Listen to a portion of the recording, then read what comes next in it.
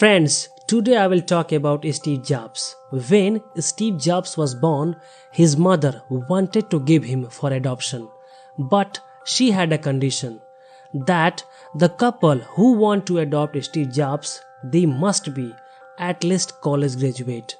But the couple who adopted Steve Jobs, they were not college graduate. But they wanted to provide better facilities for Steve Jobs' education.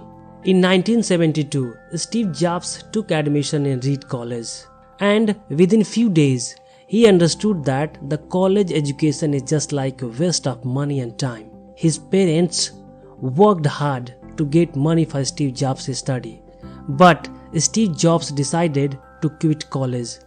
But even after dropping out of school, he continued going to college. He used to really enjoy calligraphy. So he used to go to college and take calligraphy classes. Calligraphy skill helped Steve Jobs a lot when he started the Apple company. In 1976, Steve Jobs established the Apple company with Steve Wozniak. Steve Wozniak is an expert in coding. Steve Wozniak used to do work related to programming. Steve Jobs was a man who was accustomed to visualizing things and believing in innovation. He used to observe what is the market demand and what will be market feedback. He used to think beyond the time.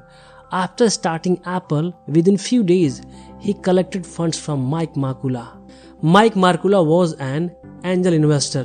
Mike Markula, after some time, felt that Steve Jobs and Steve Wozniak did not have management skills, so he hired his friend Michael Scott and made him the Apple CEO.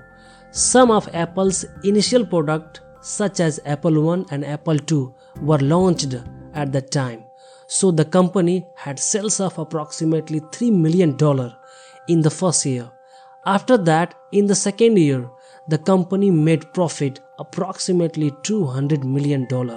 After that, Apple became a big name in the computer industry. Then, in 1983, Steve Jobs went to PepsiCo CEO John Sculley. Steve Jobs told to John Sculley, "Do you want to sell this sweet water in your whole life, or you want to change the whole world by coming with me?"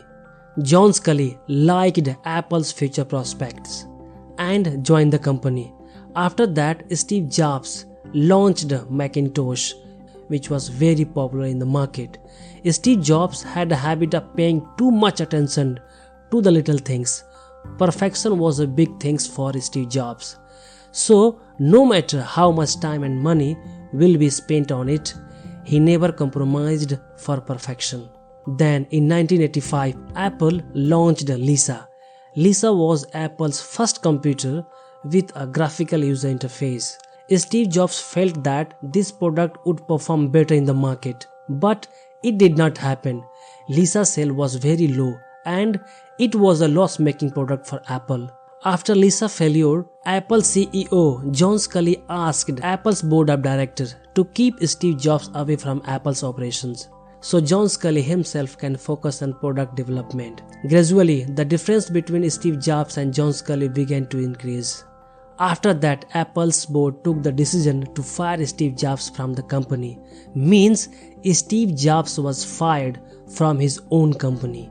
He later became depressed, but Steve Jobs was someone who did not believe in give up. Then he started a new company. The name of that company was Next. Friends, in my next video, I will tell you the rest of the story, which will be uploaded on Sunday. And finally, thanks for watching.